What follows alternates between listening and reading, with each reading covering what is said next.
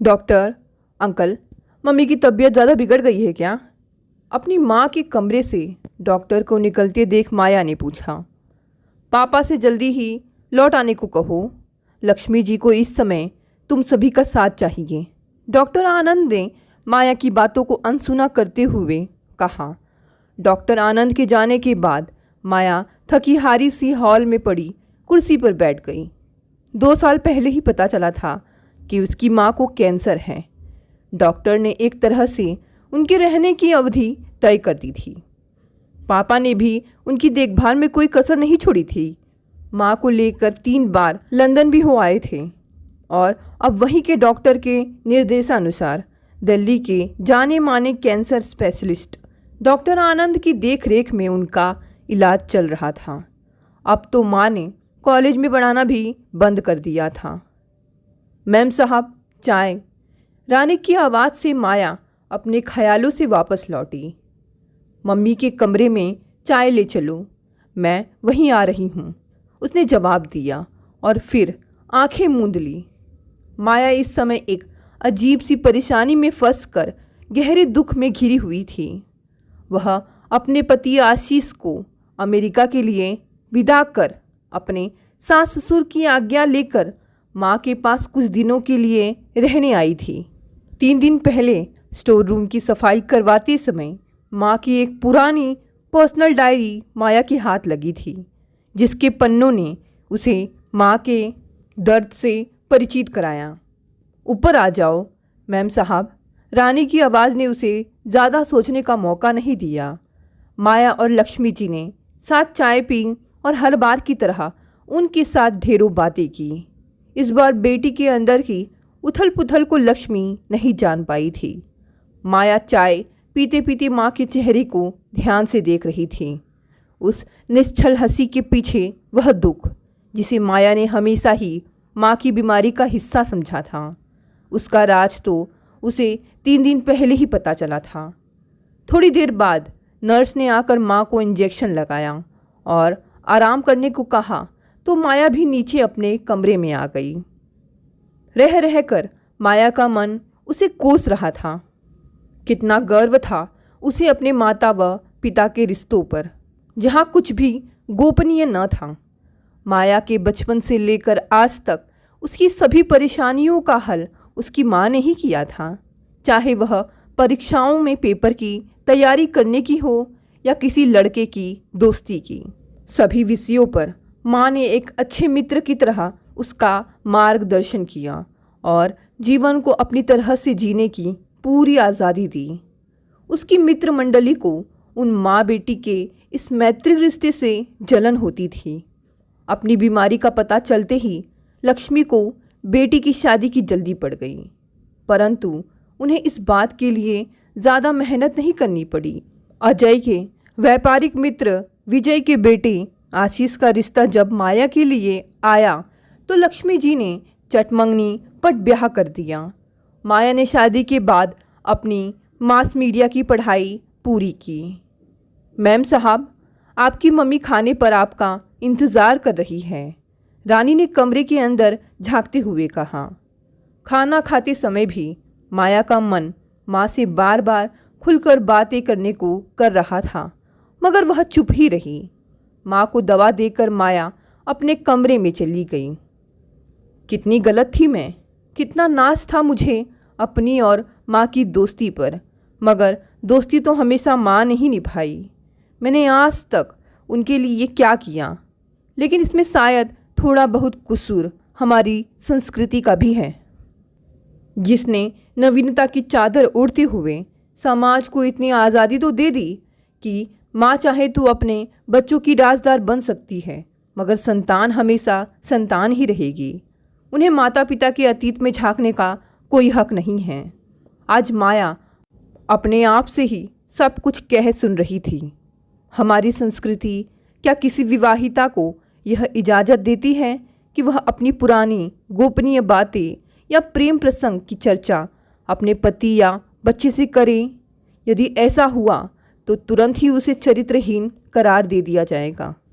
हाँ, यह बात अलग है कि वह अपने पति के अतीत को जानकर भी चुप रह सकती है और बच्चों के बिगड़ते चाल चलन को भी सबसे छिपा कर रख सकती है। माया का मन आज तर्क पर तर्क दे रहा था और उसका दिमाग खामोशी से सुन रहा था। आज माया सोच सोच कर जब बहुत परेशान हो गई तो उसने कमरे की लाइट बंद कर दी। माँ की वह डायरी पढ़कर माया तड़प कर रह गई थी, यह सोचकर कि जिन्होंने अपनी सारी उम्र इस घर को, उसके जीवन को सजाने संवारने में लगा दी, जो हमेशा एक अच्छी पत्नी, माँ और उससे भी ऊपर एक मित्र बनकर उसके साथ रही, उस स्त्री के मन का एक कोना आज भी गहरे दुख और अपमान की आग में झुलस रहा था। उस डायरी से ही माया को पता चला कि उसकी माँ यानी लक्ष्मी की एमए करती ही सगाई हो गई थी। माया के नाना ने एक उद्योगपति घराने से माँ का रिश्ता पक्का किया था। लड़के का नाम रमेश सिंह था। ऊंची कदकाठी, गोरा रंग, रौबदार व्यक्तित्व का मालिक था रमेश। लक्ष्मी पहली ही नज़र में रमेश को दिल दे बैठी थी। शादी अगले साल होनी थी, इसलिए लक्ष्मी ने पीएचडी करने की सोची तो रमेश ने भी हामी भर दी।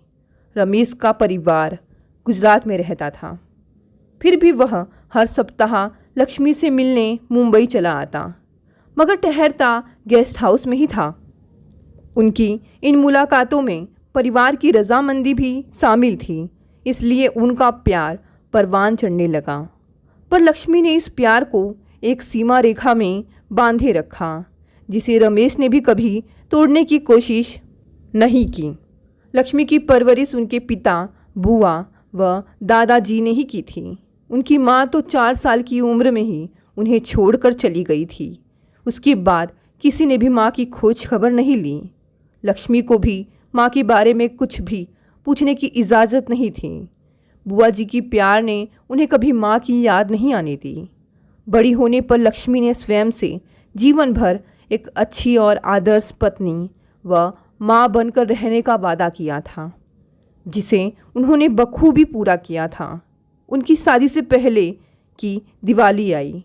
लक्ष्मी के ससुराल वालों की ओर से ढेरों उपहार खुद रमेश लेकर आया था। रमेश ने अपनी तरफ से लक्ष्मी को डायमंड की अंगूठी दी थी। कितना इतरा रही थी लक्ष्मी अपने आप पर। बदले में पिताजी ने भी होने वाले दामाद को अपने स्नेह और सगुन से सिर से पांव तक तौल दिया था। दोपहर के खाने के बाद बुआ जी के साथ घर के सामने वाले बगीचे में रमेश और लक्ष्मी बैठे गपशप कर रहे थे। इतने में उनके चौकीदार ने एक बड़ा सा पैकेट और रसीद लाकर बुआ जी को थमा दी।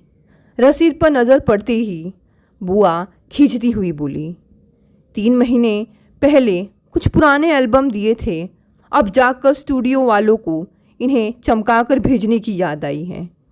और पर्स लेने वे घर के अंदर चली गई। लो रमेश, तब तक हमारे घर की कुछ पुरानी यादों में तुम भी शामिल हो जाओ, कहकर लक्ष्मी ने एक एल्बम रमेश की ओर बढ़ा दिया और एक खुद देखने लगी। संयोग से लक्ष्मी के बचपन की फ़ोटो वाला एल्बम रमेश के हाथ लगा था, जिसमें हर एक तस्वीर को देखकर वह लक्ष्मी को चिढ़ाकर मज़े ले रहा था। अचानक एक तस्वीर पर जाकर उसकी नज़र ठहर गई। यह कौन है लक्ष्मी, जिसकी गोद में तुम बैठी हो? रमेश जैसे कुछ याद करने की कोशिश कर रहा था। यह मेरी माँ है, तुम्हें तो पता ही है कि ये हमारे साथ नहीं रहती, पर तुम ऐसे क्यों पूछ रहे हो? क्या तुम इन्हें जानते हो? लक्ष्मी ने उत्सुकता से पूछा। नहीं, बस ऐसे ही पूछ लिया, रमेश ने कहा। ये हम सबको छोड़कर वर्षों पहले ही चली गई। यह स्वर बुआ जी का था। बात वहीं ख़त्म हो गई थी। शाम को रमेश सबसे विदा लेकर गुजरात चला गया। इतना पढ़ने के बाद माया ने देखा कि डायरी के कई पन्ने खाली थे, जैसे उदास हो। फिर अचानक एक दिन रमेश के पिता का माफ़ी भरा फ़ोन आया कि यह शादी नहीं हो सकती। सभी को जैसे सांप सूंघ गया। किसी की समझ में कुछ नहीं आया। 4 सप्ताह के लिए बिजनेस का बहाना बनाकर कोरिया चला गया रमेश। इधर उधर की खूब बातें हुई, पर बात वहीं की वहीं रही। एक तरफ रमेश के घर वाले जहाँ शर्मिंदा थे, वहीं दूसरी तरफ लक्ष्मी के घर वाले क्रोधित व अपमानित। लाख चाह कर भी लक्ष्मी रमेश से संपर्क न कर पाई और ना ही इस धोखे का कारण जान पाई। जग हसाई ने पिता को तोड़ डाला। 6 महीने तक बिस्तर पर पड़े रहें, फिर चल बसे। लक्ष्मी के लिए यह दूसरा बड़ा आघात था। उनकी पढ़ाई बीच में छूट गई। बुआ जी ने फिर से लक्ष्मी को अपने आंचल में समेट लिया। समय बीतता रहा। इस सदमे से उबरने में उसे 2 साल लग गए तो उन्होंने अपनी पीएचडी पूरी की। बुआ जी ने उन्हें अपना वास्ता देकर जाने माने उद्योगपति के बेटे अजय से लक्ष्मी का विवाह कर दिया। अब लक्ष्मी अपना अतीत अपने दिल के एक कोने में दबाकर वर्तमान में जीने लगी। उन्होंने कॉलेज में पढ़ाना भी शुरू कर दिया। अजय ने उन्हें सब कुछ दिया, प्यार, सम्मान, धन और एक प्यारी सी बेटी माया। सभी सुखों के साथ जीते हुए भी जब तब लक्ष्मी अपनी उस पुरानी टीस को बूंद बूंद कर डायरी के पन्नों पर लिखती थी। उन पन्नों में जहाँ रमेश के लिए उसकी नफ़रत साफ झलकती थी, वहीं अजय के लिए अपार स्नेह भी दिखता था। उन्हीं पन्नों में माया ने अपना बचपन पढ़ा। रात के 2 बजे अचानक माया की आंखें खुल गई। लेटे लेटे वे माँ के बारे में सोच रही थी। वे उनके उस दुख को बांटना चाहती थी पर हिचक रही थी। अचानक उसकी नज़र उस बड़ी सी पोस्टर नुमा तस्वीर पर पड़ी जिसमें वह माता पिता के साथ खड़ी थी। वह बेड से उठकर तस्वीर के करीब आ गई। काफ़ी देर तक माँ का चेहरा यूं ही निहारती रही। फिर थोड़ी देर बाद इत्मीनान से वह बेड पर आ बैठी। उसने एक फ़ैसला कर लिया था। सुबह 7 बजे ही उसने पापा को फ़ोन लगाया।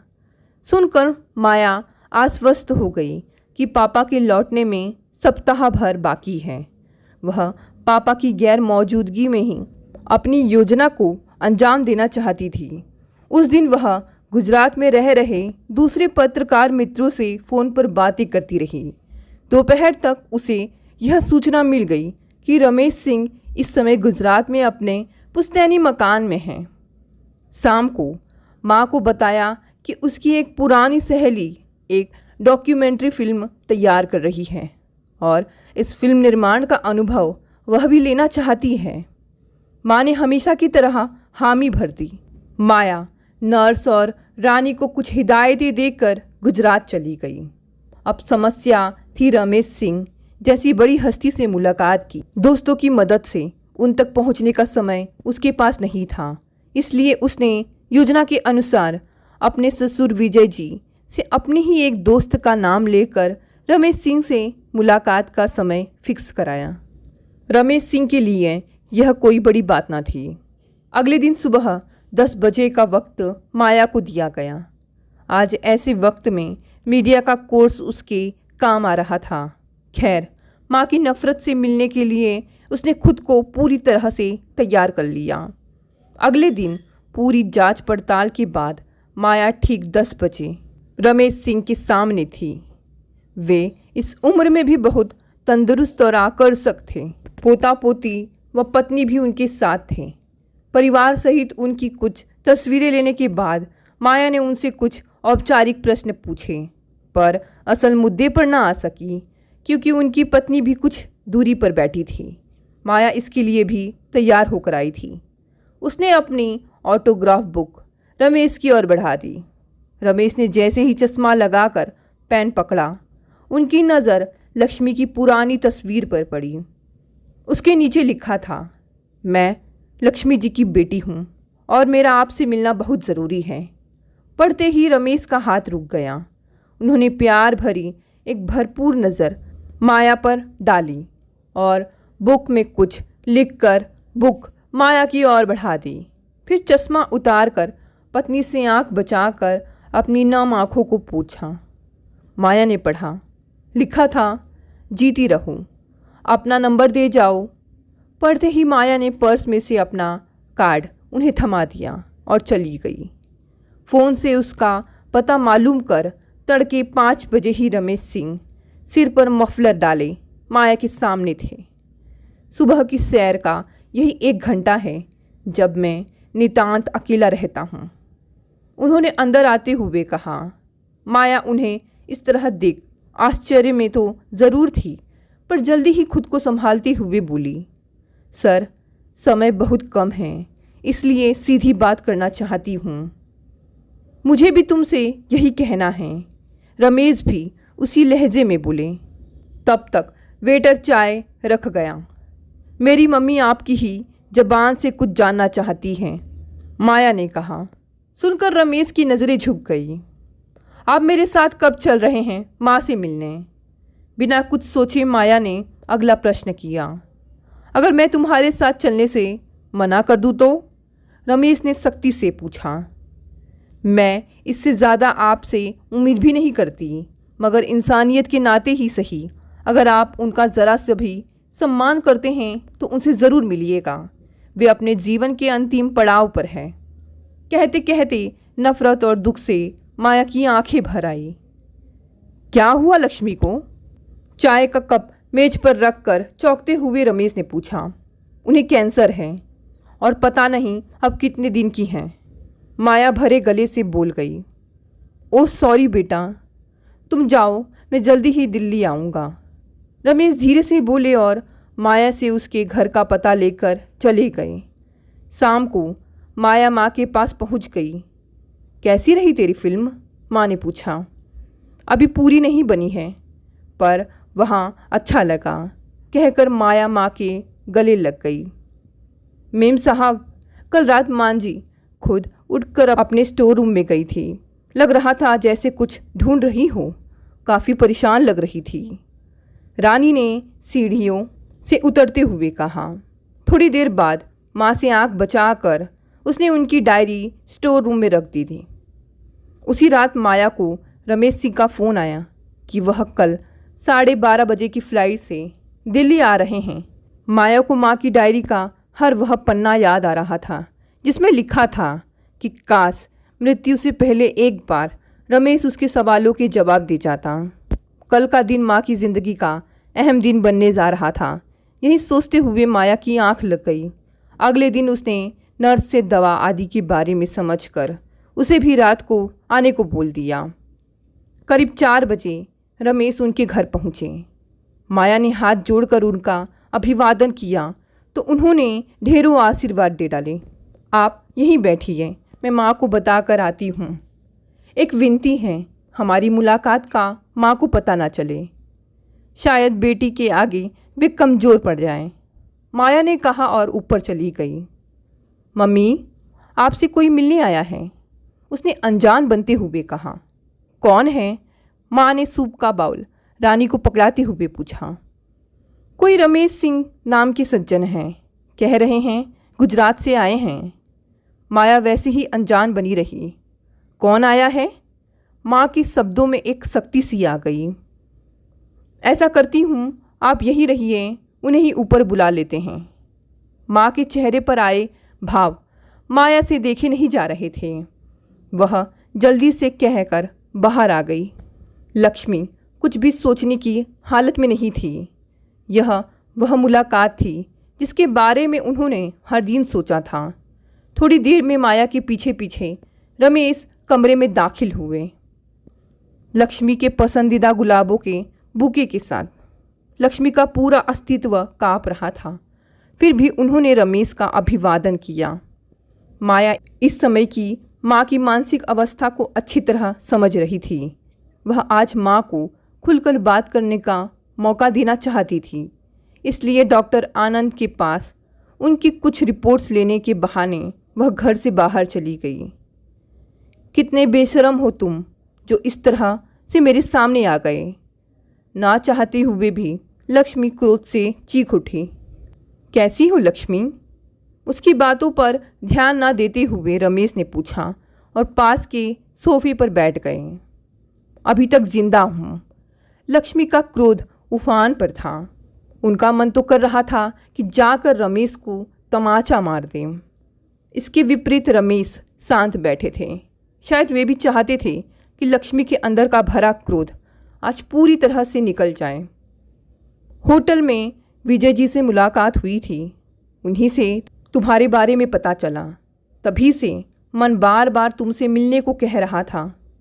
रमेश ने माया के सिखाए शब्द दोहरा दिए, परंतु यह स्वयं उसके दिल की बात भी थी। मेरे साथ इतना बड़ा धोखा क्यों किया रमेश? अपलक रमेश को देख रही लक्ष्मी उनकी बातों को अनसुना कर अपनी बात रखी। इतने में रानी चाय और नाश्ता रख गई। तुम्हें याद है वह दोपहरी जब मैंने एक तस्वीर के विषय में तुमसे पूछा था और तुमने उन्हें अपनी माँ बताया था? लक्ष्मी यूं ही खामोश बैठी रही तो रमेश ने आगे कहना शुरू किया। उस तस्वीर को देख मेरा शक सही निकला था। यह रश्मि यानी तुम्हारी माँ और मेरी चाचा की धर्मपत्नी चाची एक ही औरत है। मेरे चाचा ने अपने समय में अचानक एक लड़की से कोर्ट मैरिज कर ली थी। दादाजी ने चाचा जी को घर से बेदखल कर दिया था, पर मेरे पापा ने दादाजी को कितना समझाया था मगर वो नहीं माने। मेरे पापा अपने छोटे भाई को बहुत मानते थे, इसलिए उन्होंने दादा जी को मना ही लिया। तो यह बात थी, पर इसमें मेरी क्या गलती थी? रोते हुए लक्ष्मी ने पूछा। रमेश ने अपनी बात जारी रखी। उसे अब लक्ष्मी के सवाल भी सुनाई नहीं दे रहे थे। चाय का कप मेज पर रखते हुए रमेश ने फिर कहना शुरू कर दिया। मैंने घर जाकर यह बात अपने मम्मी और पापा से बताई। वो लोग भी यह बात जानकर शॉक्ड हो गए। पापा ने साफ इनकार कर दिया हमारे इस रिश्ते को। मैंने बहुत समझाया मगर वो ना माने। पापा ने इसकी चर्चा अपने भाई और तुम्हारे माँ से भी नहीं की। खबरदार, मेरी माँ वो औरत नहीं है। गुस्से से चीख पड़ी लक्ष्मी। जब कुछ गुस्सा शांत हुआ तो लक्ष्मी ने कहा, तुम और तुम्हारे पिताजी कम से कम यह बात मेरे पिताजी से तो बता सकते थे। लक्ष्मी, अंकल जी को सब पता था। यह उनका निजी फैसला था कि तुम्हें इस बारे में कुछ पता ना चले, इसलिए तुमसे बिना कुछ कहे सुने मैं तुमसे दूर हो गया। कहकर रमेश ने अपना सिर सोफे पर टिका दिया। आज बरसों का बोझ उनके मन से हट गया था। लक्ष्मी भी अब लेट गई थी। वे अभी भी खामोश थी। थोड़ी देर बाद रमेश चले गए। उनके जाने के बाद लक्ष्मी बहुत देर तक रोती रही। रात के खाने पर जब माया ने उनके बारे में पूछा तो उन्होंने उसे पुराना पारिवारिक मित्र बताया। इसके लगभग 5 महीने बाद लक्ष्मी चल बसी, परंतु इतने समय उनके अंदर की खुशी को सभी ने महसूस किया था। उनके मृत चेहरे पर भी माया ने गहरी संतुष्टि भरी मुस्कान देखी थी। माँ की 13वीं वाले दिन अचानक माया को उस डायरी की याद आई।